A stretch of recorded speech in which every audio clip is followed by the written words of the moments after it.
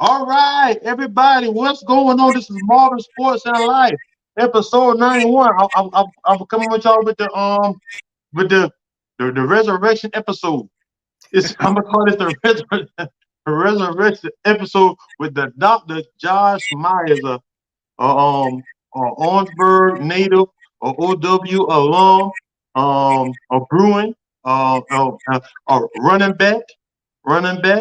Um, Josh has been on to do mighty great things in the field of education. Also, is the author of 2 books. If you guys look in the episode, if you look in the title above, if you're on Facebook, you look above, you can see the copy, you can see the name of the books. And if you're on YouTube, you can check below, you see a copy of the books. And if you also listen to this on any of the audio podcast, you guys can look at the description and the pod. You can look at the books in the description, and you guys go check it out. So, Josh, how you doing, man? I'm doing well, brother. How about you? Man, I'm doing pretty good, man. I'm doing pretty good, man. Josh, I know to see what you're doing, but first, before we go any further, you already know what I'm about to come with you with. Yeah. Josh is the author of my butter pecan my butter pecan ice cream sandwiches that got clipped and got shared by the shade room and all these people. This is the guy responsible for it. He did, and then somebody else took it, and it just went crazy. This is the guy responsible for my butter pecan ice cream sandwiches going viral. That's hilarious, man. That video went, that clip went, it still comes up. That's crazy. Because, man, I was just, shooting and shit a little bit, man, on Twitter. Yeah. And, I saw this on Facebook, and it was like, wow, butter pecan sandwich ice cream. Only in the South. Only in the South. And everybody else thought the same thing also, because they took it, share, and it went crazy. Yeah. So we got that out of the way. So Josh, we want to start back, and to be fair, I'm gonna tell you right now, guys. To be fair, I know this guy. Me and this guy go back. We not put together on the football field. We not did up, down, crabbing. Yep. All that stuff. So you played tackle or guard? I can't remember right now. Guard. All right, so that K3 and K4, man. That's it. Shout out to all the fat boys who know that language. Fat boys and the running backs who know that language. So that's start back. So if somebody had to describe you, what kind of child would they say you were, like elementary school? Oh wow. Elementary school taking me all the way back. So I was always reading, I think. Okay. And that would have probably been the initial thing that people would have noticed about me. I remember in first grade, my first grade teacher was giving me third and fourth grade books. And so I started reading on that level relatively early. And it's really because I would say the Child Development Center at Greater Faith Baptist Church, they really started us learning to read 2 years old, 3 years old. So by the time I got to elementary school, I was already there. Wow. And so, yeah, shout out to Greater Faith because, they still good. Yes, absolutely. And so that might be the first thing that people might say about me. But I was very much into sports too. I still remember also in first grade, how you do it, what do you want to be when you grow up? And I remember my response, point guard for the Chicago Bulls. It was clear. And so I was into, like, basketball was my first love, and that was what I was thinking about half of the time when I was in elementary school. Football and baseball too, but really basketball. I can just remember, like, it was homework and then going outside, homework, going outside, homework, going outside. It's an endless cycle of that. And then by the time I got to, I guess it was first organized basketball was fourth grade. Actually, shout out to people like Donald Kears and Jay Robinson, and of course, my teammate, Rob Fields, who actually went pro. Right? I think it was during the Orlando Magic back in, like, shout out Rob Fields. 96 and 97. Uh-huh. And so that's an indelible memory is how central sports were as we were growing up. But also there was emphasis on academics that was real too. And of course, spirituality and religion. All of those things are like cardinal features of growing up in Orangeburg. Yeah. Okay. So you did because you all are smart. So because I'm correct now as far as you went to Felton? So actually, I grew up in first 5 years in Orangeburg. And that's when I went to Greater Faith. Okay. Then we moved for the first 3 years of elementary school. My dad went to get his PhD at the University of Georgia. So the whole family moved to Athens. Okay. And I came back in 4th grade and I went to Marshall Elementary. So, Josh, what middle school you went to? Which what? What middle school did you go to? Then I went to Clark. Yeah. Oh, Josh, you was on Clark A or Clark B? Clark. On football, I was on. It's a good question. Football, I think it was Clark B. Okay. And then basketball, we were on Clark A. Okay.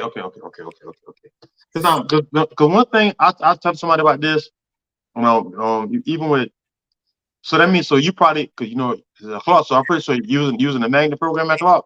Yep. I tell somebody at Clark we had to have one of. I see people have these extremism at Clark. We probably had to have the most. I don't know how to use the word. The most. I'm gonna use the word. The most hoodest, smartest kids I've ever met in my life. If that makes sense. Like you the magnet program. Shout out to EJ. EJ was in it for a little bit, I think. But y'all guys, people have these stories. Sometimes they almost equate. I'm pretty sure you can speak to this, even though it might be out of I'm not gonna say idiocracy, just people being ignorant. Sometimes they equate being smart with not being in touch sometimes or not being as relatable. Right. But at Clark, even though all those kids in the magnet program, bruh, we had no choice but to be in touch with people. Right. I can remember it. So now that I have the language for it, going through studying and stuff, we were actually being tracked. It's called educational tracking. Okay. And so they would have a track for people who are so-called gifted and talented. Then they would have a so-called regular track, and then they'll have the track for people who needed extra attention, or the so-called remedial track, right? And there's 3 or 4 of them at Clark. I can remember to this day because I had friends in elementary school that got tracked into the other tracks. And so I never saw them as much, right? Because we were taking the same classes, right? And so the only time we would come back together was on the athletics field or court. And so that's really where those friendships got a chance to really come back together because of the fact that we were being tracked educationally. But at the same time, you're right. Socioeconomic class wasn't an indicator of the track. It was a difference. So yeah, absolutely. But I think, and I also think, I tell some people growing up in Orangeburg, even I talk to everybody about this. Even shout out to Rob Fields, you brought your teammate. Even Rob Fields was on there. Rob's an Edinburgh now professional basketball player.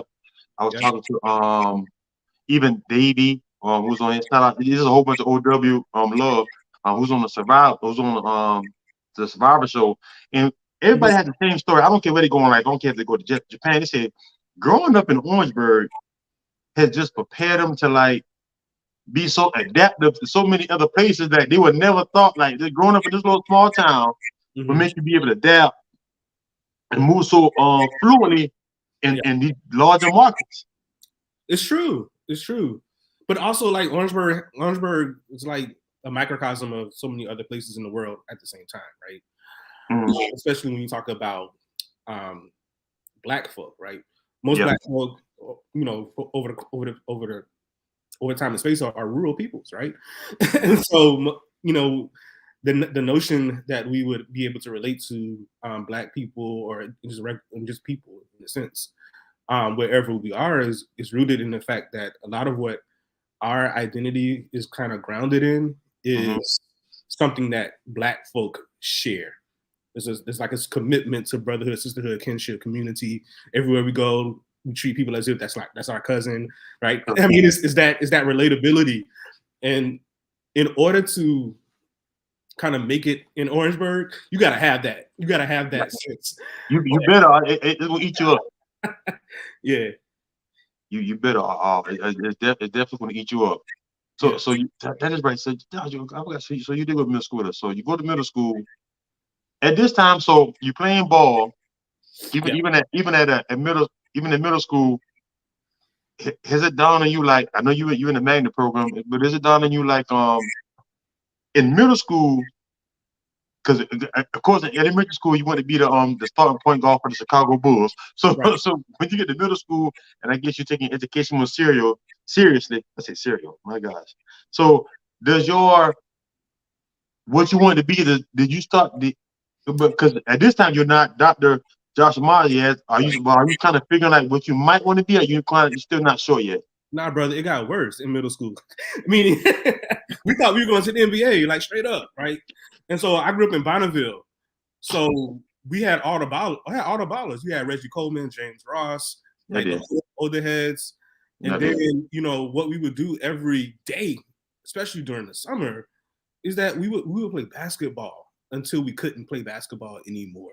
Mm-hmm. Everybody played, right? So, I mean, everybody from Black Rod, Robert Jameson, Jay Green, Jonathan Green. I mean, most people don't know that Jay Green could ball, right? Unless you know Jay Green, right? Nah, man. Shout out Jay Green. Jay Green grew up be like us. He was a fat boy on the O-line.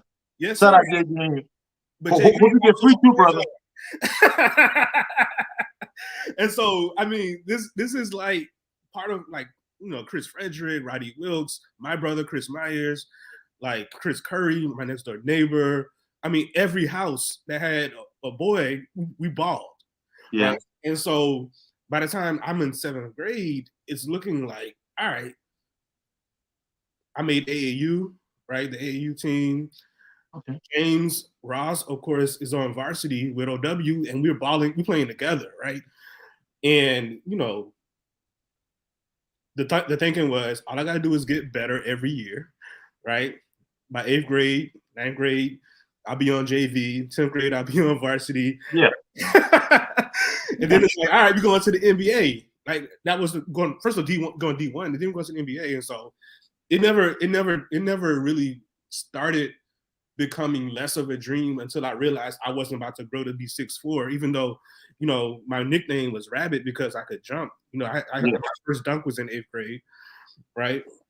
But when I realized I wasn't going to be 6'5", 6'6", right? By the time I get to 9th grade, it's like that's when the thing switched more to football, because I never played football. I didn't play Little League football. I didn't play, like, for the city. My first football was 8th grade. Coach Walker was like, come be the quarterback for the team. And I'm like, no, I'm a basketball player. And so they convinced me to be the quarterback for Clark B, I think it was. I lasted one practice as the quarterback, and they moved me to running back. And that's when my brother Tronny became quarterback, right? You remember Tronny?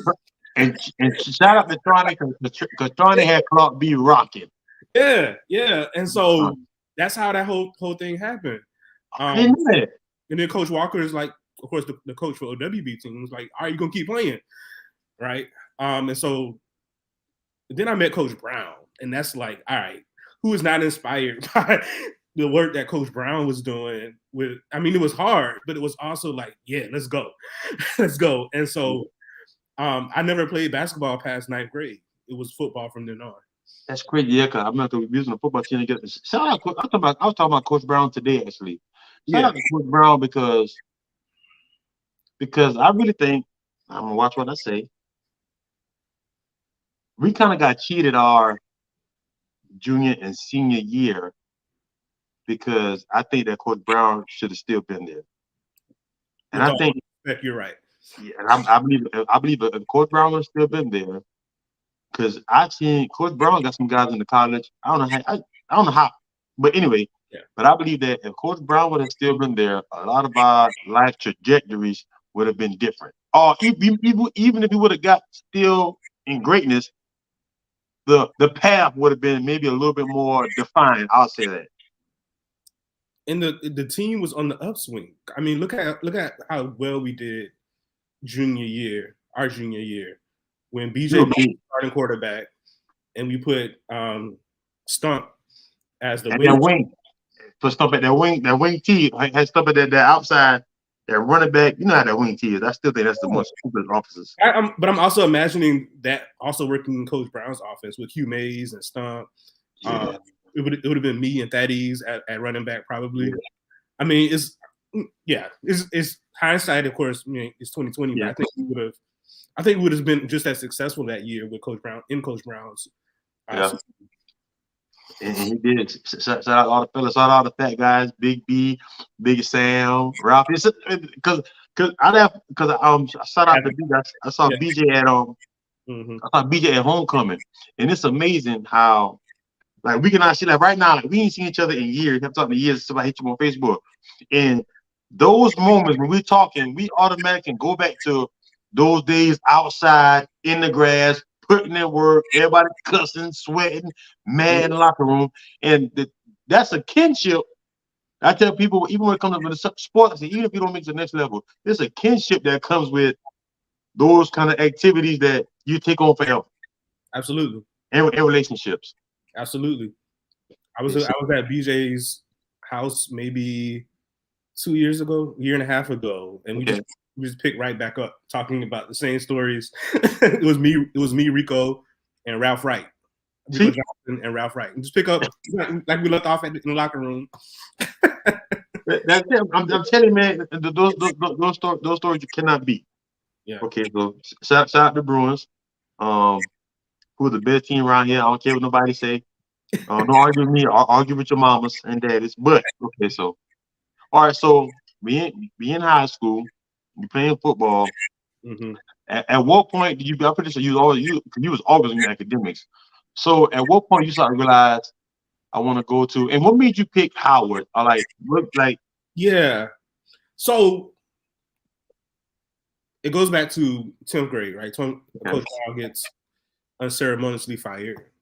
That's the upset most upset I've ever been. We all cried. we all cried in the auditorium. I remember like a bunch of football players crying. Yes, I remember that. But I kind of like at that point, you know, I was still on the team, but I really wasn't into it as much, you know. Okay. I started finding other interests. You know, we were also in Kappa League. That was a big part of my high school experience. Eventually, I joined DECA as well. What's that? I don't know what it is. Distributive Education Clubs of America. Okay. It was out of Covec. Okay. Basically, you know, I got to see California because of DECA. I got to go on trips and stuff. Like, a lot of us were in it. You remember the cookies, Miss Knight cookies at Covec? Yes. That was that group. Oh, okay. I got you now. Yeah. Anyway, there's just other things I'm starting to see, and eventually, how it happened for me is I ended up getting a high score on the PSAT, and it wasn't on purpose. Like, it just happened. And because I got a high score in the PSAT, it meant that I would be qualifying for the National Merit Scholarship. And so junior year and senior year, I'm starting to get all of these colleges hitting me up because being a Black person and National Merit Scholar, it meant that they had a ready kind of population to diversify their student bodies. Okay. Right. And in between this, we all go to Clemson for the summer for those 2-week SAT camps. I don't know if you heard about that before. Yeah. That's a big part of this too. And so I'm a senior, and you know, God rest his soul, Coach Sistrunk and Coach Justin Danner, they were on me about trying to get a football scholarship. And they wanted me to work harder. They wanted me to, you know, come into the weight room more. I can remember the conversations. And I'm also at the same time getting all this interest academically from schools. And I'm like, football is good, but football is not going to be the reason I quote unquote go to college. And unfortunately, that caused some tension and friction between me and some of the coaches, because I remember the day Coach Felder said, if you don't want to play college football, you don't need to be on this team. I remember that. And I'm like, that's crazy. I remember that. For real?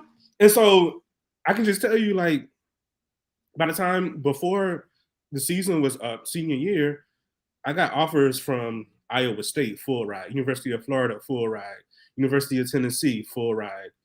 But I didn't want to go to an HWCU. I wanted to go to an HBCU.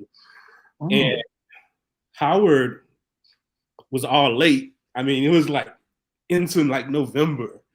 And I remember it was my birthday, November 26th. And Howard sent me a package and said, all you got to do is apply and you're in with a full ride. And so that's what I did. Come to find out, Rico Johnson also got in. Josh August got in with to be the football team's long snapper. Yep. And of course, BJ to be quarterback at Howard, because there was a Coach Moses who recruited heavily from Howard, and that continued for the next several years. I mean, even some of the folks behind us, Corey Berry, and then Dante Martin comes later. Yep. And so we all decided, let's go to Howard, and that's how that basically happened. But I went on academic scholarship. Wow. In fact, as soon as I got there, I think BJ and them was like, man, you could make the team. I don't know. And it wasn't whether or not I could make it. It was there were so many other distractions at Howard University that I wanted to take advantage of. And going to football practice every day. Ain't one of them. To do. Oh yeah. I've heard. I didn't see, but I've heard. Yeah, I had to maintain a 3.3 in order to keep my scholarship. Okay. And was that easy for you? No, not at first, because I was used to coasting through courses. But in college, you kind of had to study. You had to kind of put some work in. Okay. And so my first year, I almost lost it. I was very close. I had 3.4. That's cool. And then they make you start over every year, and so it has to be the yearly GPA. So you can't just be like, I got a 4.0 one year and then a 2.0 the next year. That balances out. No. You got to start it out every year. By the time I became a junior in college, I pretty much mastered how to do it. So. Okay, so that's good. So my thing was that. So I want to rewind back a little bit. So yeah, you said you had an offer to Florida, an offer to Tennessee, full ride. It's another PWIs. Yep. First of all, what's your father's study? What does your father have a doctorate in? Computer science. Computer science, yeah. Mm-hmm. Okay, and what college did he go to for his bachelor's? South Carolina State, of course. Okay. Yeah. So do you think he probably was like even though he might have not said it, did his influence say like, Josh, I really would like for you to probably go to HBCU to get the experience, or he just let you just make your own decision? He let me make my own decision, and shout out to him for that, because his only thing was, it's your decision. It's of course better to go to a place where you have the money. That was a big consideration. My family couldn't write a check for tuition, but that wasn't going to happen. And so he supported my decision making on that one. Now the only thing was, so I did apply to state. And my dad was like, you need to apply to state. I'm like, I'm not going to state, Dad. I'm not going. But he said that he was thinking about, I remember he said, something might happen to you. Something might happen to the family where you need to stay close to home and you need to have this backup plan. And so I did also get a full ride to state. And they actually invited me on campus, and they gave me one of those like big checks. You win a lottery or something, they give you a check. So state gave me one of those. It's like, this is a lot. I'm not coming. Thank you. God, I'll go to state. Go ahead, state.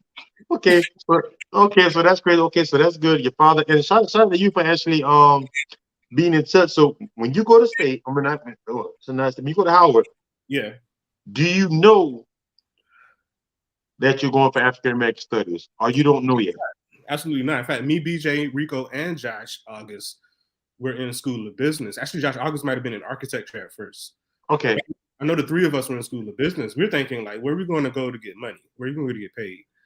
And we didn't know any better. And so that was where, and also we were in DECA. DECA is like a marketing club. And so Rico was in DECA with me, and we were like, all right, we're going to School of Business. And so I majored in management at first. BJ majored in management too, and Rico majored in finance. That's what we thought we were going to do. But it took me a while to figure out that wasn't what I was going to do. Okay. And so, yeah. Because I seen Josh. Cause me and Josh actually talked one day. Cause Josh came home. I think Josh is. I don't know. Josh. He's not a pilot. I think he's the guy. He's the people that's in the cockpit. He said he go back to school for that. To tell the planes where to land at. Air traffic control. Yeah, traffic control. Mm-hmm. I ran to him. He told my dad. Like I said, BJ, I'd love to see y'all. I must say, of course, everybody has their downfalls, but I must say well, I could be wrong, but just seeing like as a whole, everybody kind of find their way. You know what I'm saying? In our class, even on the football team, Absolutely. Some longer than others. Mm-hmm. But everybody found their way. So, at what point does African American studies kind of come into the picture? So I switch over. I never changed my major, but I kind of switch over in terms of interest and focus. By the time I'm a between sophomore and junior years in college. So I took a class with Greg Carr, who eventually becomes my mentor, my Jegna, what we call the person who brings you forth. Okay. And so after that class, business didn't make a lot of sense for me. I was interested in more relationships to community, relationships to our history, things of that nature. And I ended up going to Africa that summer. So I went to South Africa for 3 weeks with Dr. Carr, as well as with Dr. Dana Williams, who is now a dean at Howard. And that just changed my life. It changes my trajectory. And from that trip, I started to study more, started to read a lot more books. I started to engage with our tradition more intentionally. And I knew that, what I was being prepared to do in business was not something that I would have been happy doing. And I also started engaging with issues around DC community, but mostly also issues on campus.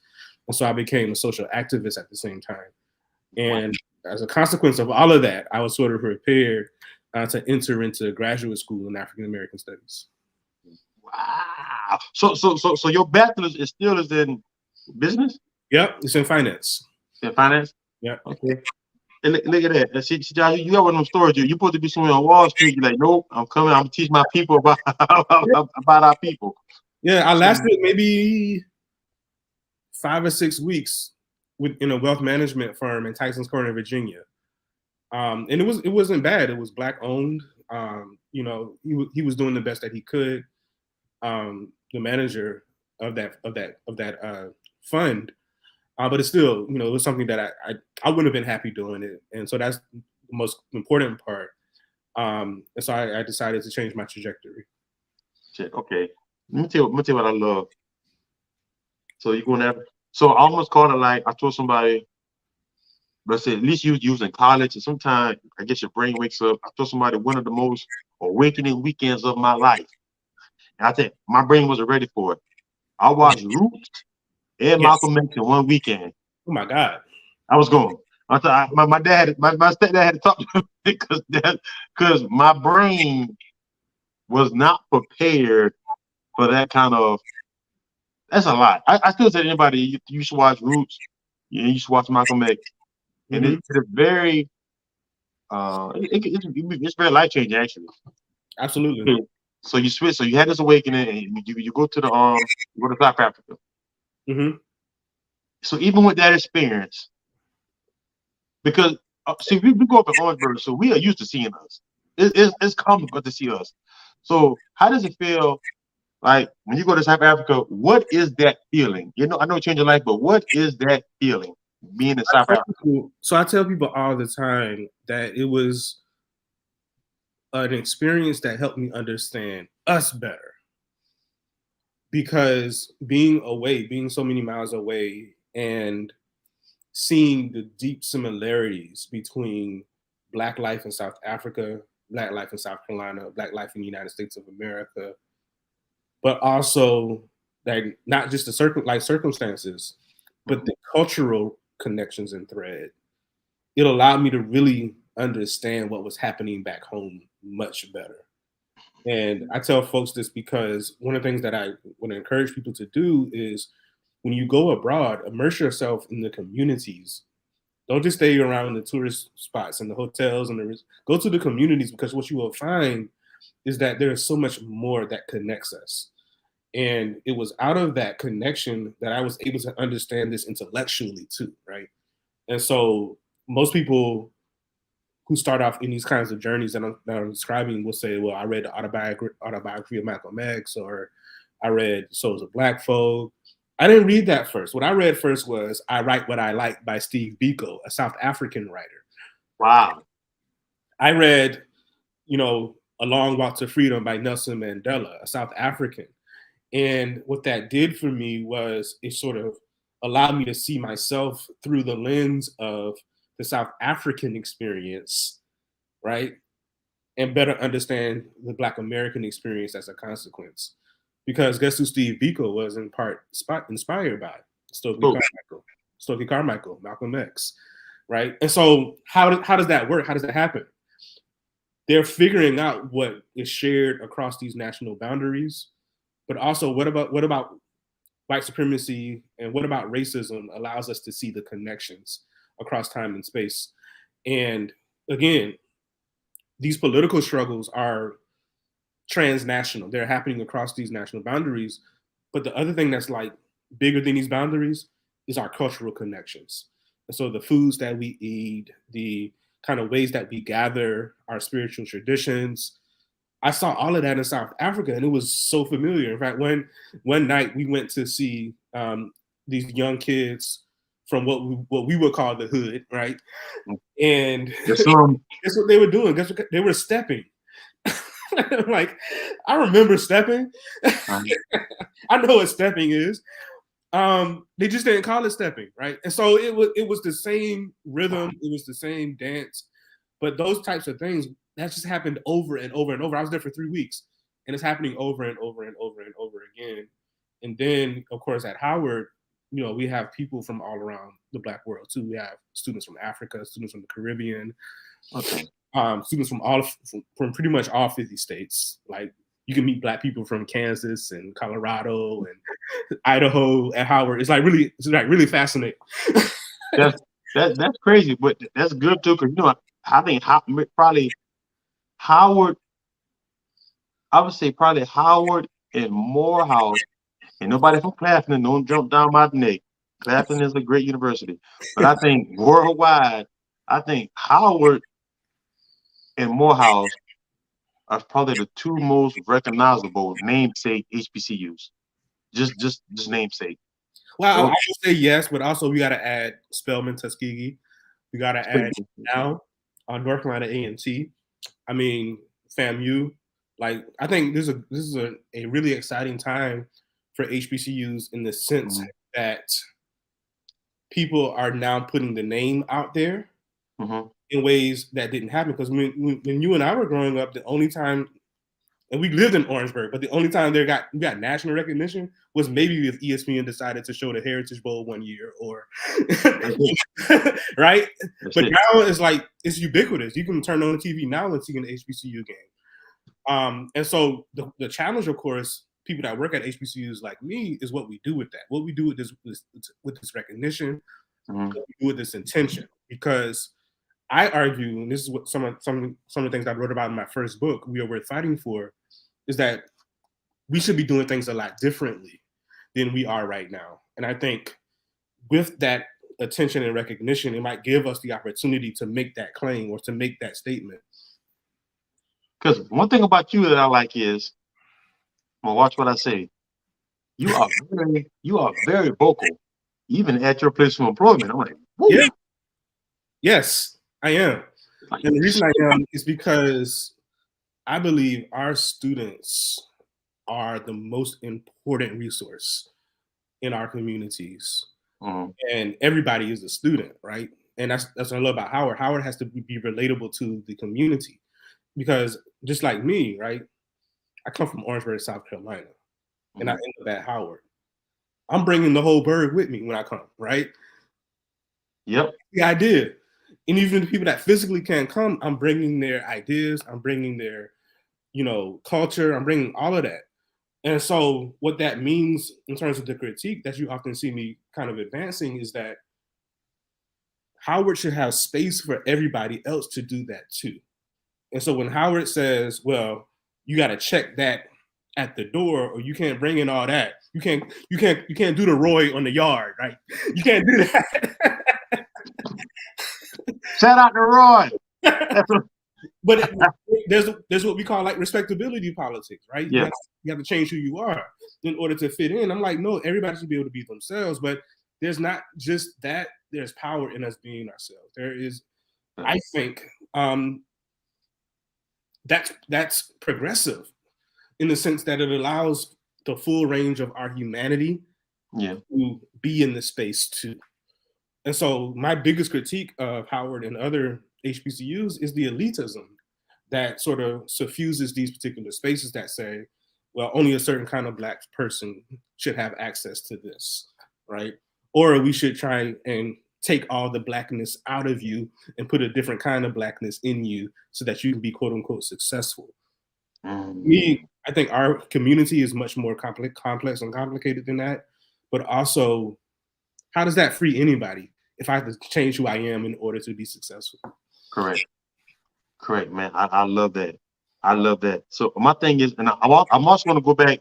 I'm bouncing back and forth a little bit. This fall, I'm going to go back to how you end up decided to become a professor. But I have a side note with you being a professor at HBCU. Now I'm gonna give you. I want you to go and we can have dialogue about this. Nobody argues HBCU football been around forever. And there's always been great players. Even if you go to Darius Leonard, there's always going to be like, because when you're good, you're good. So I don't care if you're playing for Orangeburg Christian Community College. If you're great, the NFL is going to find you most likely. So there's always going to be one or two. But I honestly feel as though, and I say people from Orangeburg don't count because we know stay here, so we might pay more attention to HBCUs than non. Because some people on the West Coast, they don't even know what HBCUs is, really. Right. Even up north, someone, unless their parents are from the South. How do you feel that, we have dialogue about this, Deion Sanders' impact was on Jackson State? We don't know yet. And I think we should wait and see. We know what the immediate impact was, which is a whole bunch of attention, right? But what will that translate into 5-10 years down the line? We just don't know yet. And I appreciate how much conversation and dialogue this has produced. And for those who are taking that seriously, I think that's a great move, right? Like we have to take seriously what his presence meant.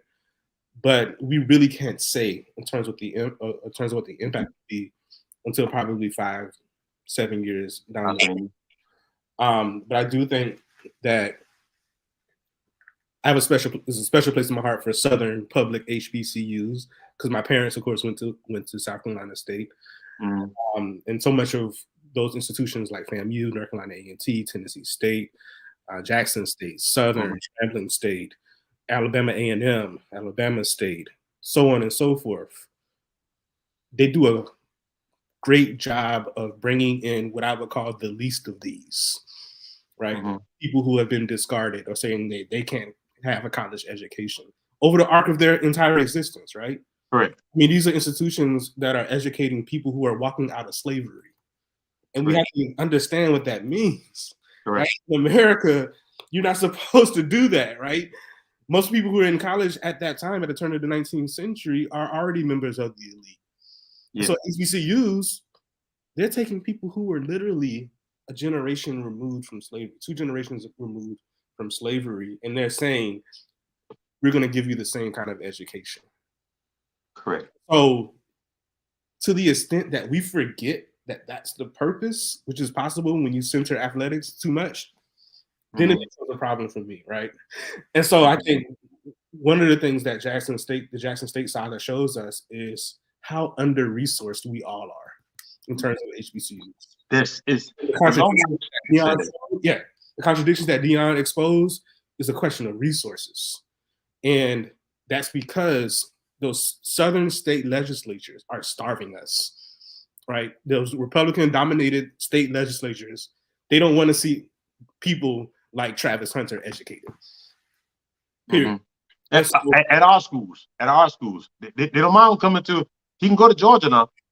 And if you went to Georgia, they wouldn't care if you went to a single class, as long as you remained eligible. Yep. Yeah. They would not care, because I actually feel as though I appreciate Deion. I loved it, but and like somebody else said, to be fair, because Deion actually, he's probably the only coach I've ever seen. He came in and he brought resources. He's the only coach I've ever seen that he brought sponsors and Walmarts and stuff. But my thing is, man, they ain't number one Deion. Yeah. Deion is a anomaly by itself. And so sometimes I think in order for people to be like, well, because he set the blueprint now, but Deion is Deion. It ain't too many.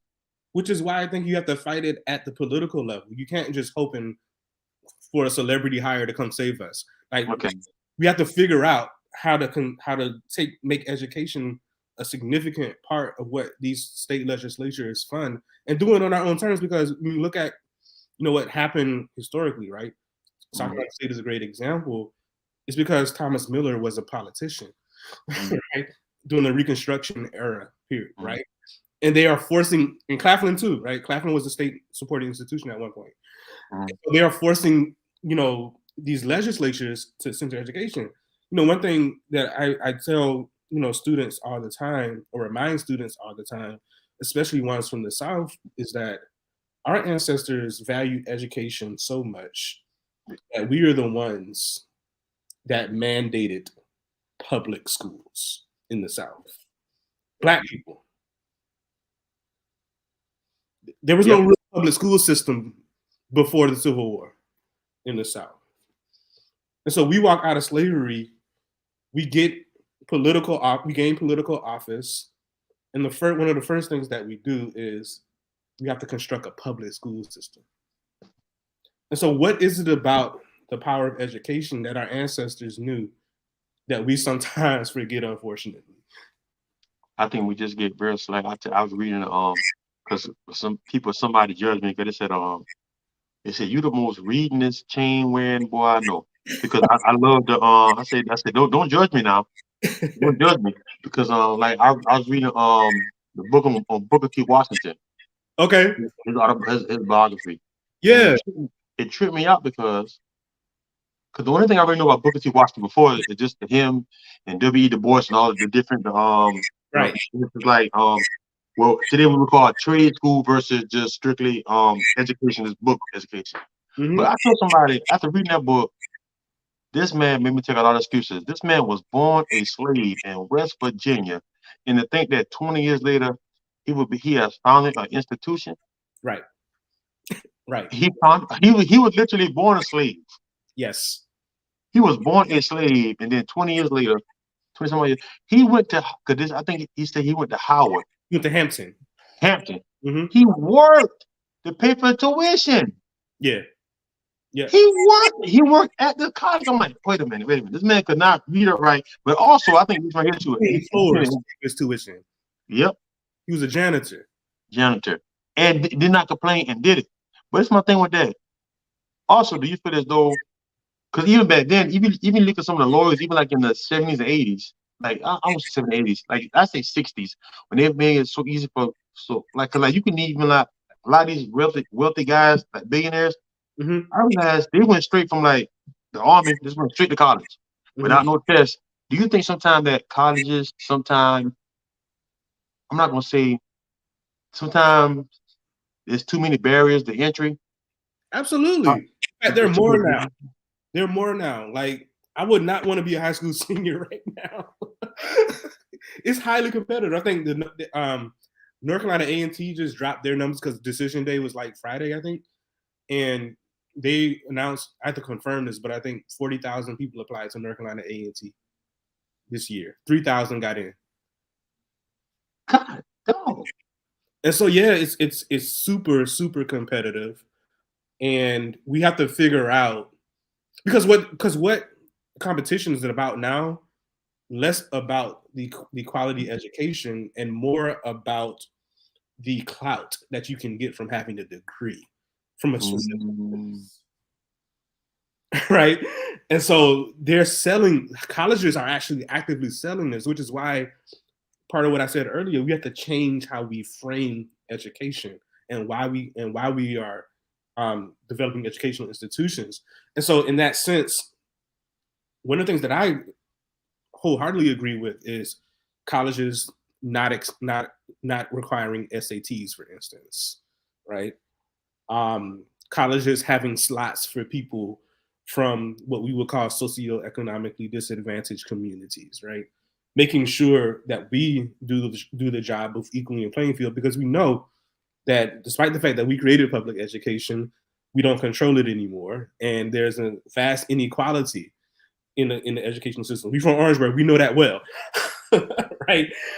So just as you said earlier, all of our friends were brilliant, right, in their own way, but not all of us were able to go to the next level. Why is that? It's not because they did anything wrong, right? That's not the reason. There are actually, as you say, there are barriers that are in place, because if you say everybody can come, if you say everybody should have access, then what does it say to the people who then get the degree at the end? You're less special now, right? And so there's and colleges love that, right? Colleges love being exclusive, right? They love saying that we have the best and the brightest. But as you said earlier, we all are bright, and so we should all have access. That's my argument, at least. And it should be free. I love that, and guys, I love this because this is actually coming from a professor. Yeah. Okay. Now we got that. I appreciate you for saying that. I'm going to say something, y'all. He's very vocal about his his universe, as he should be, because that's how you know he really cares. Okay, so now I'm going to go back. So you go to graduate school. You go to graduate school. When you go to graduate school and African-American studies, do you still know that I just want to do and see where it go, or now you thinking like I want to be in education. I mean, So, you want to know what level? Yeah. So I kind of went to kind of camp out for 2 years, because when I graduated from college in 2009, that was the financial crisis, the real bad ones with the subprime mortgage loans and stuff like that. And so I had friends who were losing their jobs before they started them during that period. So it was difficult. What I really wanted to do was to be a full-time activist, but you could not pay your bills or get a job being a full-time activist during that particular era. Okay. And unless you wanted to join like nonprofit world, which I didn't really want to join. In fact, that's probably still the case. Why not? Well, nonprofits spend a whole lot of time dealing with bureaucracy. It's almost like working a corporate job at this point. Wow. Yeah, it's really bad. And there's some important outliers, but for the most part, right? That's what it feels like. And I didn't want to do that. And so I had two really close friends that I consider sisters. My friends Ava and Courtney were already in grad school, and they said, just come to grad school. And so I applied like with 1 month left before the application was due. And I got in, and I decided, well, I'm just going to stay for the master's. Well, when I get there, my advisor, Dr. Nathaniel Norman, says, you're going to stay for the PhD. You're going to go through. And he essentially gave me two things. He gave me a research assignment for his own book. And so I was doing research immediately. And then the second thing that he did is he gave me my own class to teach after my second year. And so I was in the classroom teaching my first class alone at the age of 23 years old. That's my first college professor. It was difficult, brother. It was difficult because teaching is hard, first of all. But as someone who was that close in age to the students and also a grad student at the same time, and you're there alone, it was very, very difficult to kind of bring those students in, as well as get the experience that I needed. And so it's interesting. Orangeburg is everywhere, right? Mm-hmm. That first class that I taught as a grad student, there's a brother from Orangeburg in the class. Good Lord. Yeah, Rachel Green's brother. I think his name was Thomas. Yeah. I didn't tell him. I forgot his name. Yeah, yeah. And so it's crazy, right? And so I'm sitting here overwhelmed. Like, I don't know if I can do this. I'm teaching the class for the first time, and he raises his hand and says, "You're from Orangeburg, right?" This is at Temple University in Philly. Yeah.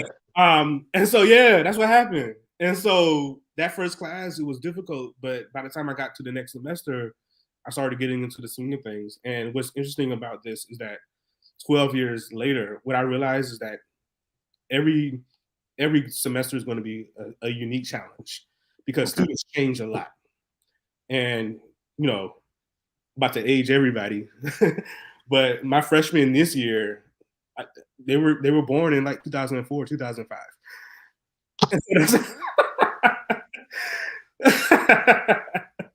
So yeah, it's weird. Imagine that, right? And so, I mean, there's certain references that I can't even make. I can't reference Allen Iverson in class or Jay-Z. That doesn't mean anything to them. It don't mean nothing. Yeah, it's crazy. In fact, Sequoia Judson, our other teammate, he's in DC right now, and tomorrow I'm going to give his son a tour of house.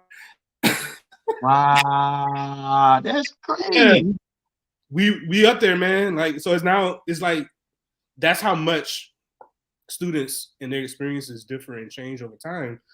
And so if you want to reach them, you have to be able to adapt. I can't teach the same way I taught in 2012. It's not going to work.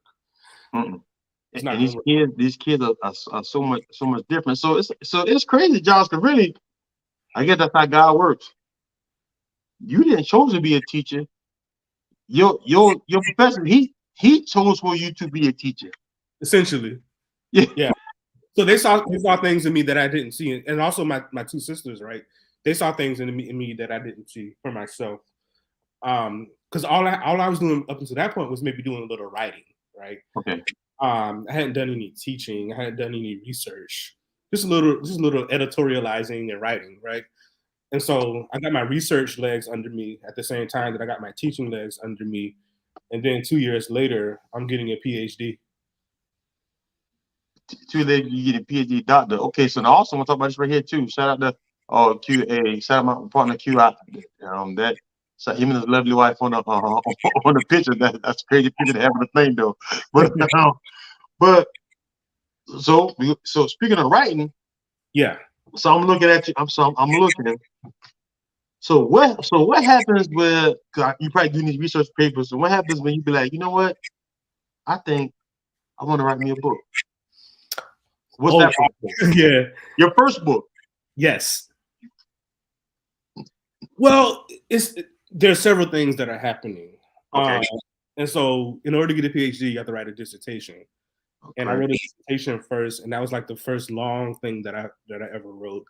And it took, a couple years to really do it. But it gave me confidence, right, that I could do something long form. And so the other thing about being in Philly, though, is there's like the Orangeburg network, and there's the Howard network. Okay. So the Howard network put me in touch with people that had gone to Howard years before. Okay. And it was important because, I was in Philly, for 4 years, and it was kind of like being away from home twice removed. I'm away from what became my home in DC, but I'm also away from home in South Carolina. And so I needed people. And one of the people that I needed was a sister by the name of Akante Washington. And she became an important person in my life, but she also was a Howard grad. And she had participated in a protest in 1989. And, 25 years after that protest, I came back to teach at Howard. and she decided that they wanted to do an event on the 25th anniversary, and I helped put the event together on campus. And then after the event, they were like, "Can you write something?" It's like, "Okay, I can write something." And then I wrote it. And then after I wrote it, they're like, "Can you write a book?" Yeah. And so that's a short part. That's a short version. And so that book project came as a result of the relationships that I had with people. It's not something that I chose for myself in many ways, but they trusted me with that project. And so I told the story of the protest from their perspective. And so that was the first book, and that's how that came to be. But it aligns because in order to get tenure in the academy, you have to have publications, right? And so that book became part of my case for earning tenure at Howard. What? So, and you had tenure at what age? What age you got tenure? Let me think for a second. So I got tenure in 2020. It was like that crazy year, 2020. Okay.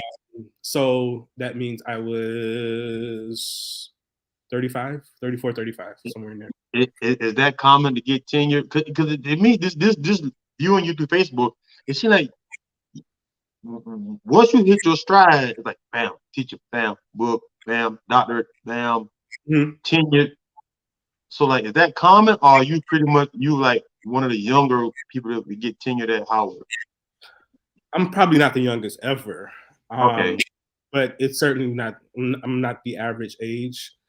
I think most people probably will get tenure in their 40s, maybe. But here's the thing: like I went straight through. I didn't take any years off.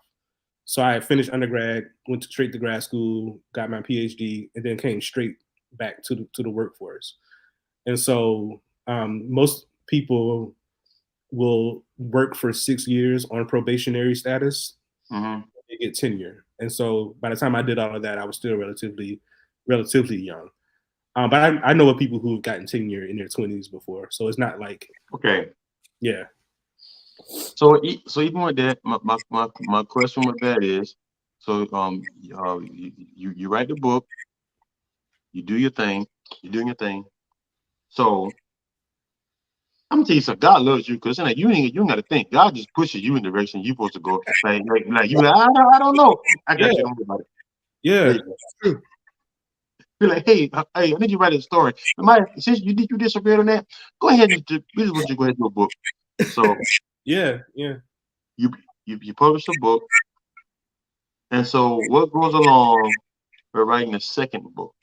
And what's the title of the second book? It's a similar kind of story. Okay. And so the second book is a biography of Cedric Robinson. Okay. And Cedric Robinson was like this hugely important figure in terms of like Black studies. He was one of the first Black studies scholars, but he's so much more than that. And that's what the book talks about.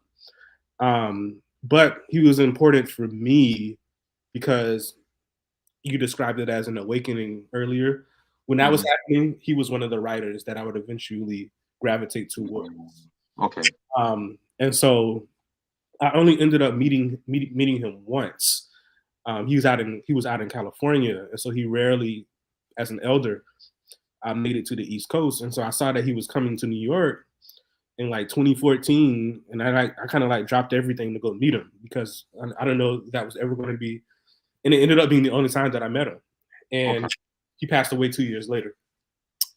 In either case, a big part of the dissertation kind of grappled with one of his major ideas, which is like the Black radical tradition. Okay. And what that means is that, Black people as a community, as a people, and not just Black Americans, but Black people all across Brazil, Cuba, Mexico, wherever we found Black people, resisted slavery on their own terms, right? Like there's more resistance than there's not resistance. People be like, they don't tell that story. right. People be like, if it was me, I would have fought that. And I was like, yeah, we did fight back. So he helped me understand that story, in other words. his conceptually. And so what happened was most people take their dissertation and make it to their first book. That's generally what happens. Well, not most people, a lot of people. And so I thought I was going to do that, but I realized my dissertation wasn't ready yet. Okay. So I reformed the book. I made it into a different format. And there ended up being a chapter on Cedric Robinson because he's so important to me, right? Mm-hmm. And so I sent that chapter to one of his students, a really important writer, historian by the name of Robin D.G. Kelly. Okay. And Kelly really liked the piece, which is like a big win for me because this is Robin D.G. Kelly. He's like, not only did he read it, he liked it. Oh my God. Yeah. This would be like a young coach sending tape to Deion Sanders. I'm like, I got you. And so that happened. I was like, oh, this is good. And so when Kelly saw it, Kelly then recommended me to write a full book on Cedric Robinson. Mm-hmm. And that's how I got my second book. I love that because I'm gonna have to because I'm not gonna lie, because in the past, I'm gonna say maybe 4 or 5 years, I've become more intent on my studies and like learning stuff like about like Dr. Ben and different, listen to different people talking. Dr. Ben and what's the other one? I even like the poet that's dead. You said the poet? Yeah, he's like a poet. Amir Baraka? No, he was I'm trying to watch what I say. I want to mince words. He was like in the 60s and 70s. He had a book called I'm Not Your Negro. Oh, James Baldwin. James Baldwin. Because even I went down that rabbit hole and started listening to stuff. And that's when I found out, like, even with them on beats, I'm like, there's more people fight that they'll talk about. But when you talk about that does not fit the narrative. That's why I think that does not fit the narrative that people want to be broadcasted. But I think African American studies are so important because, but when I'm telling you what I don't like, and you might can speak to this, but you're a little bit more well read. It was so much that I did not know until I went to OC Tech and I ended up going to college and I took some African American classes. That I'm like, why didn't we learn this back in the 5th grade? Right. We should have taught the 5th grade. This shouldn't even had not been a big deal. And I think you taught it in the 5th grade. That would change so many kids' lives. Absolutely. I 100% agree. Even the Orangeburg massacre, we learned a little bit about it. Maybe middle school, high school. Yep. But it was only when I got to Howard that I realized how huge that moment was for the whole country. Yes. For instance, Howard students, when they saw what happened with the police in Orangeburg, they turned up on Howard. And they submitted this document to Howard's administration called the Orangeburg Ultimatum. And wow. If you don't give us these demands, we're gonna take over the A building. And they did. And it's because Orangeburg, right? And so, like, I wish I had that information when I was living in Orangeburg. And every now and then I learned little things, which are big things. Yes. About what was happening in Orangeburg. For instance, Orangeburg was the largest cotton producer in the state right after slavery, which helps us understand why there's so many Black people in Orangeburg County, right? In terms of the dominant population. I just learned something new. I did not know that. Yeah, right. And so, and it's very different. South Carolina, was dominated by rice production, right? Yeah. We always eat rice. With every meal. Charleston County, Beaufort County, Colleton County, Jasper County, that whole area dominated by rice production in the 1700s, the 1800s, but then cotton takes over, and that's when the Midlands kind of rises out of that, right? And Orangeburg is at the center. Orangeburg is extremely wealthy. We don't think about Orangeburg as wealthy. in terms of the exploitation of cotton, right? But I also think that's why people in Black folk in Orangeburg got a chip on their shoulder. Yeah, that's a lot. And you know, I was reading this book called Shrill Haraz, which talks about gendered violence, the violence against women in the state. And there's like this line in the book. You know where Hillcrest and the tracks are? Yeah. There was a lynching on Rough Road in Orangeburg in the 1880s. But guess what happened the next month? What happened? Black folk from Cannon Bridge Road, it's not crazy, right? Planned a revolt. Wow. And so nobody's written about this. And in fact, even the book that I'm talking about, they didn't really write about it. They just referenced it. And so there's like all of these stories that we need to tell that are really localized as well, right? There's so much happening in Orangeburg County that, you know, if I had the time, I would go back and do the research myself. But, you know, I'm going to probably end up training somebody from Orangeburg to go and look at it, because this stuff is just sitting in libraries and wait for somebody to articulate it. And then maybe if somebody writes the book, somebody can do a movie on it, or somebody can do a play on it, and kind of bring these histories together. We do a good job about Orangeburg in the 50s and 60s, right? Gloria Blackwell and the Orangeburg freedom movement, right? Yeah. Gil Scott-Heron's ex-wife is Gloria Blackwell's daughter. Yeah. She protests in Orangeburg County Courthouse at the age of like 14 years old. Like all of these stories, the Claflin movement, right, in the early 60s. And then, of course, coming to the Orangeburg Massacre. But things are happening the whole time. There's a poet who lives in Oakland by the name of Adam David Miller, and he has a book called Ticket to Exile. And in that book, he talks about how he grew up in Orangeburg. He grew up around, I want to say Magnolia, but very, very close to campus. Okay. And he grew up on the hill, probably. I don't know. I have to get the exact address. Okay. But the address is important because he could walk to his job. He worked in a white person's shoe shop, and he's like 12, maybe 11 or 12, and he doesn't know yet the racial code that he has to abide by at that age. Yeah. And a white girl walks into the shoe shop that he's working in, and he writes her a little note, and the note was very simple. It said something like, "I would like to get to know you better." The girl takes the note home to her mom, and a lynching party automatically emerges. They have to secretly ship him up north because he wrote this note at the age of 12, right? An innocent childhood desire, right? And he ends up never coming back to Orangeburg.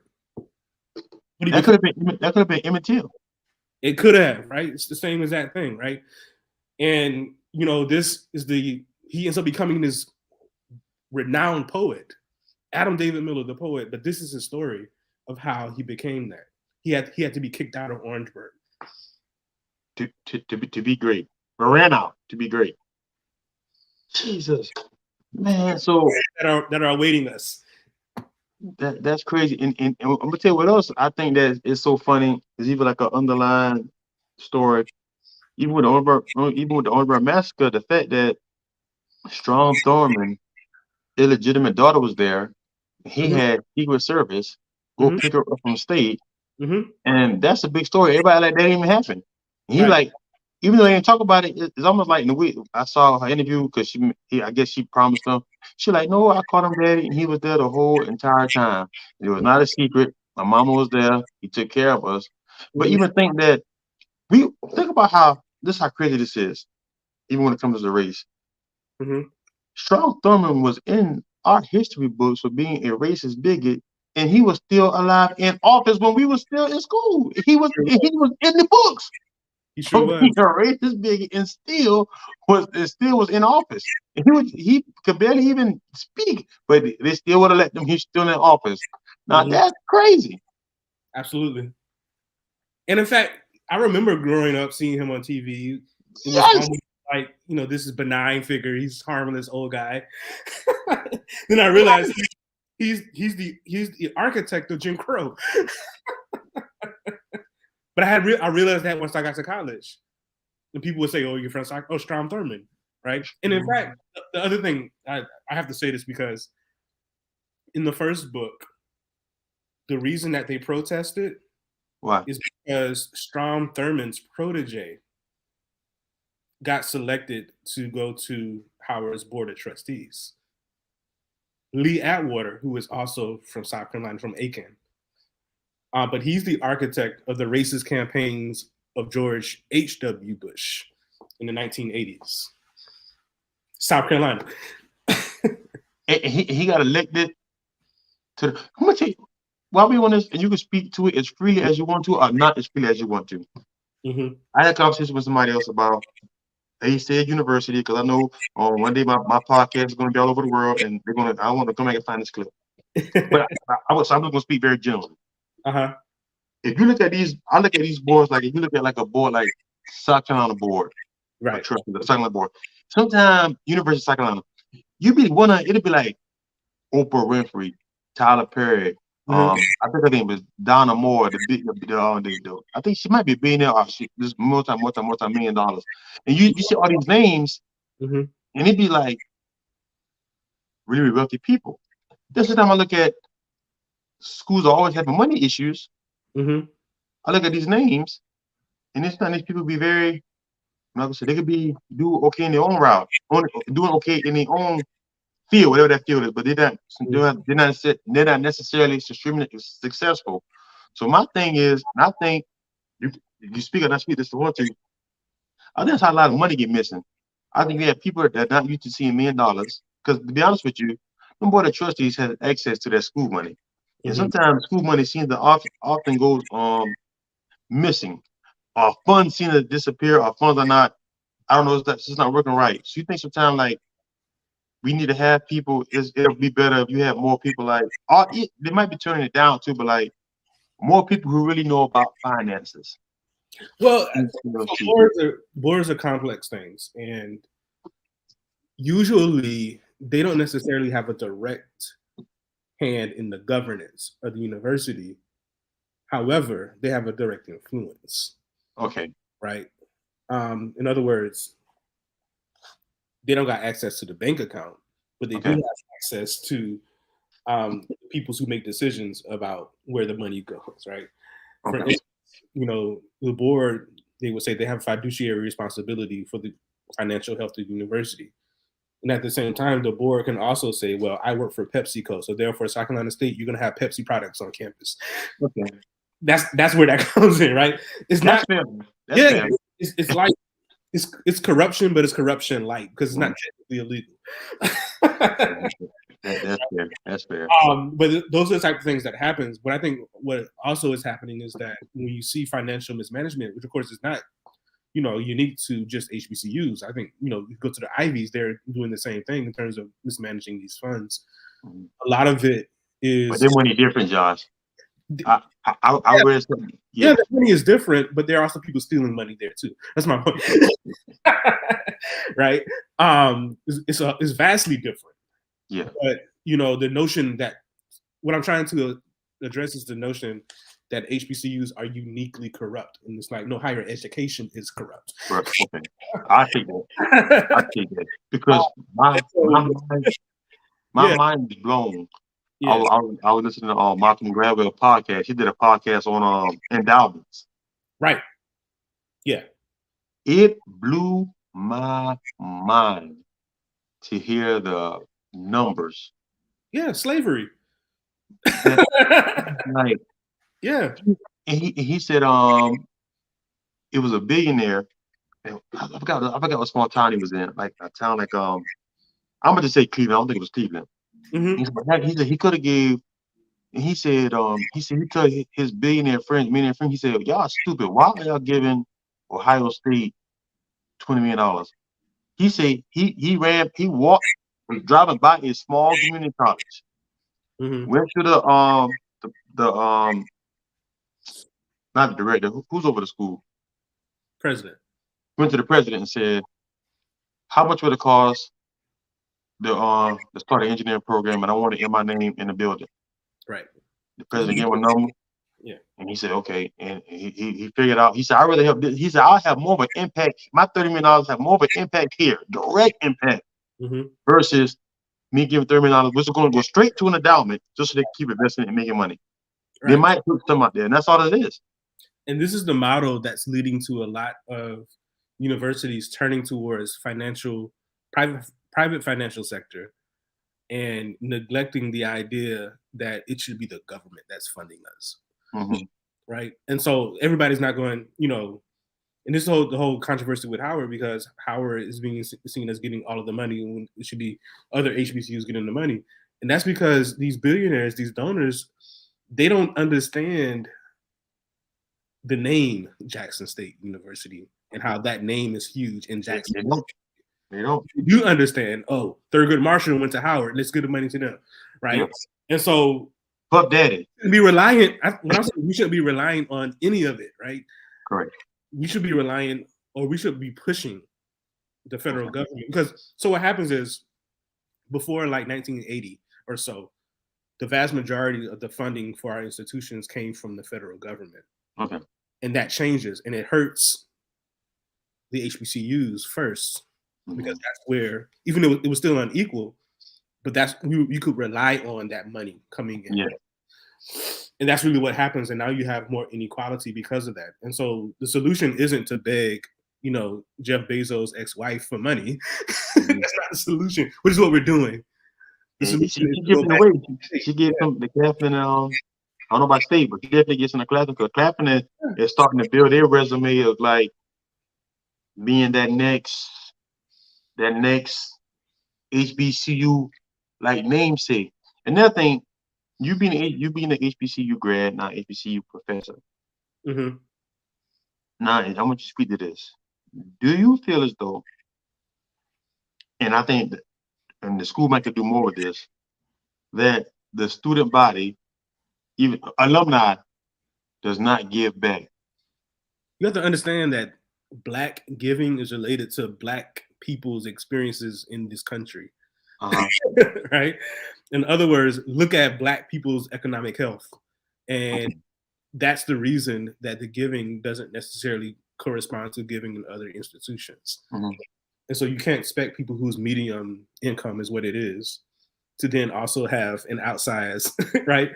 Like, all of us, the vast majority of us, if we miss 2 paychecks, we're in trouble. You're in trouble. But do you think? But do they have like a thing where, like, I don't know. You might just speak to this. Like, say if it's something like, I even use that. There's gonna be a extreme example in my buddies. They find this funny. Like Dr. Umar Johnson. Shout out Dr. Umar Johnson. But like, for instance, he be like, hey, I don't know if the school has a cash app. Like, hey, because I think sometimes we can be embarrassed. Like, all I give is $20. I can't give a check for $10,000. Right. Like. But like, I think, I think even though it sounds like a pension, like except for pennies, I think at school they be like, hey guys, we got $20, that's fine. We have this thing set up to where you only can give 10. Yeah, I think $10. You can give that. I think most institutions do have that infrastructure. I remember maybe 5 or 6 years ago when Bennett College in Greensboro was almost at the precipice of closing, that I was shooting them money, monthly, because they had it set up where you could do like an automatic debit from your account. Yeah. But I think it wasn't a large sum. It was what I could give. And I think many institutions are now adopting that. Okay. It's not as streamlined as, having PayPal, being PayPal ready or cash ready. But I think, they're getting to that point. I think that's in the conversation. I do believe that we should support our institutions, right? I'm not saying that we shouldn't do that. I think part of what that looks like is making it, like you say, naturalizing it to a degree. Like, we pay Netflix every month. We pay all these. How many automatic debits to your account do you have? A lot. Just keep it small. To like, I think people you get overwhelmed if like you see me with Marvinsportsandlife gets to that point, and I go to Sacramento State and I have a big check for $30,000. Yeah. My friend might be like, well, they don't need my little $100 because Marvin does get state a take $100, which is not true. You can still give. You still should be, and almost it'll make it feel good even to be able to give that. So shout out to HBCUs because I was I think I'm end up going back and I'm going to make sure I get my bachelor's from it. Well, I say that, but we'll see what God says. Yeah. I might just keep on grinding. I give me a doctorate degree, honorary doctorate somewhere, honorary doctor. I'm not writing a dissertation, honorary doctorate for somewhere. I just and then had this podcast get successful, but but I love it, man. So for people who want to get the book, where can they go to get the book? The easiest place to get my books is my website, joshmmyers.com, and there's a / for writing. Okay, guys, and I'm gonna make sure that by the time this is up, guys, it's going to be in the link. It's going to be in the link. You can hit it, but say it one more time, Josh. joshmmyers.com / writing, and there's also a link. There are links to my other interviews about the books on my website if you're kind of still on the fence and maybe want to hear more. But there's a whole lot on my website around some of the writing that I've done. Man, because you are right around, man. I said, when I read the bio, I'm gonna tell y'all, shout out to my other people have been on, all my guests been on. Josh, my first guest with a real life bio, like a bio, like a real bio.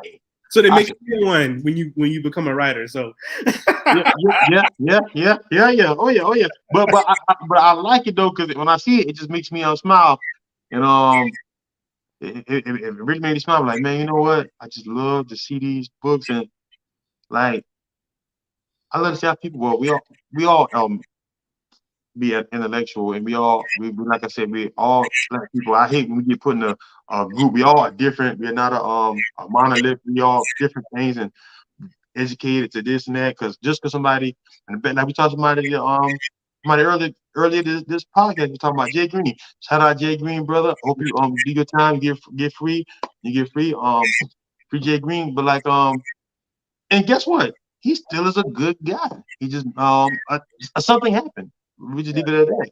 But he's still great, and that brother's gonna better his life and better his life. But man, I tell you what, Josh, man, and like the sister of thing said, man, this is I'm getting Black History on Easter Sunday. Let me just give you one more shout out, Kevin Raspberry. You know that brother? No. He's from Orangeburg. He's written a book called The Berg, Orangeburg Black History. I have not read the book, but I've seen the book. Okay. I need to get that book, Kevin Raspberry, The Bird. Yeah, so it's basically biographies of prominent Black people from Orangeburg. It's a collection of biographies. Wow. Yeah. See, that's what I'm saying. Like, but why don't I know that? Right. Now you should definitely get him and maybe even have him on. Okay, but that's the stuff that upsets me. Like, now shout out to the brother. I know the brother that got the search the bird. Shout out to Slim. But like. I got one. Yeah, shout out to I got search the bird, but like but see that kind of stuff. That's why I have a daughter's 15. I have a little man that's 9, and I be on him so hard, and I say some things. He be like, "Dad, I didn't know that." Because I'm like, man, I'm like this next generation, and I said, you don't got no excuse on it. They got their things in their hand called them phones, and they can research. Research, and they can get it with no problem. Yeah. But Josh, I want to thank you for coming on, brother. Thank you for having me, man. This is wonderful. I want to thank you for coming on, brother. Like you said, hey, we all trying to do great. And I tell somebody, I can't help it. The bird just so great. I can just do interviews just on the bird, and it just be different everywhere. Yes. This was the different people with the different avenues of life that they're walking. Mm-hmm. You know what I'm saying? Hey guys. Episode 91. Before we leave, Josh, please give them that website one more time. The people in here. So it's Josh, JOSHM, second M, YERS.com. Okay. Hey guys, I want to thank you for tuning in to episode 91. This was great with Dr. Josh Myers, guys. There's 2 great books. You guys see that up above? Looking, it's the link is in there. Hit the link, go purchase the book, because I'm definitely about to get mine today. We got to show love, guys. We got to push this burglar. We got to push this burger agenda, guys. You got to see what's going on. We taking over, guys, and we are not what they say we are. We are what we want to be. All right, guys. Before we go, because my publisher might see this. Okay. Oh. The third book came out 2 months ago. Wait a minute. Okay. Okay. Nah. I can't even interview. I can't interview right now. We're not gonna do that. Hold on. Yeah. So it's 3 now. So you just wrote. Wait a minute. Well, I almost called you a word just now. That probably wouldn't have been the best word if we just had all this black inspirational talk. So, brother, you mean to so you got 3 books out now. Yes. At the age of 35. You and me, are you 30, 36? 36. And you got 3 books at the age of 36. So what is this last book about? The last one is actually the revision of my dissertation that I talked about. So it's about what Black Studies is. The idea of Black Studies. Man, this guy don't stop. So, well, you know, just a side note. I don't want to end it right now. Since you did that to me, I don't want right now. Because the way have you ever thought about? I don't know. Have you ever seen the show? Because I'm not gonna lie. Even though this show might have some characters that are very questionable, it also led me down the road of Black Studies. Sinetta. Yeah, I know Sinetta. Sinetta TV. Have you ever thought about how do you feel about some of those brothers? How do you feel about that? That intellectual sparring. That's a better word for it. Well, so it's important because I mean, so you mentioned Dr. Ben earlier, and yep. I'm connected to many of the same networks that knew Dr. Ben. In fact, I'm a member of an organization that Dr. Ben founded. Okay. Association for the Study of Classical African Civilizations, ASCAC. And so there's a very real importance to that tradition. It goes back to the whole Harlem and also Chicago step ladder tradition, where people would be on the streets giving talks and giving lectures and having engaging people. What you see in Sinetta is that's transitioned to the digital age. And there's a lot that is good that comes out of it. There's a lot that's problematic that comes out of it, but that's everything that we've created, right? And so I think, you know, to the extent that that's pushing people to read and engage ideas, particularly about African history, who would not have otherwise been engaging it, all power to it. All power to those brothers. I'll tell you because it's because of that show who I know who Dr. Ben is. And that's my point. Yeah. When I went down his his timeline, I'm like, yeah, man, this guy. Then when I found out about Professor Smalls, James Smalls, guess where he's from? South Carolina. I'm like, when I went down there, I was like, what? And then also, Chancellor Williams is from South Carolina. John G. Jackson is from South Carolina. These are all peoples that would have been in the generation before Dr. Ben. But they all migrated to New York too. Yeah. And so all of those, we can go all day, but that's really where I think it's important because I mean, where else will people be able to get this information, right? I can tell you, a lot of us ain't even talking about Dr. Ben in college, right? So, yeah, it's important. Because wasn't he professor at Harvard or Yale? Dr. Ben was at Cornell. But you know, he was really, really, really in Harlem in the streets. Okay. And so, you know, yeah. Man, this Negro got 3 books. This Negro got 3 books. I met Dr. Ben in 2012 or so, 2013. Wow. He was very in his 90s. Okay. We brought him to Howard. And I think within 2 years, maybe, he made his transition. And I was actually at his funeral. Yeah. Wow. Man, so it's not to me. I think that the next person we're gonna be like, hey, I know Josh Mine. Yeah, he's actually from Orangeburg, South Carolina. Man, I hope so. So how do you so even with that, even with your you got your man, you got 3 books out, bro. I ain't gonna lie, bro. I gotta commend you, bro. You got 3 books out, bro. So, have you ever? How do you feel that? Is that style of sparring? Is that something that you will eventually go into, or you rather just be more just on the educational side of things? I'm in my lane. That's my lane Oh, is the classroom, and okay, you know, again, I know those cats, and so when you see them, you also see the same networks and communities that I'm connected to. okay, Yeah. man, y'all, okay. We went into this time, but Lord, man, yeah, let me take back this guy, man. We about to end the interview, y'all, and this man tell me, oh, by the way, I just dropped another book 2 months ago. What? That's a nah. That's a microphone drop there. But now, guys, we gotta get off 3 books.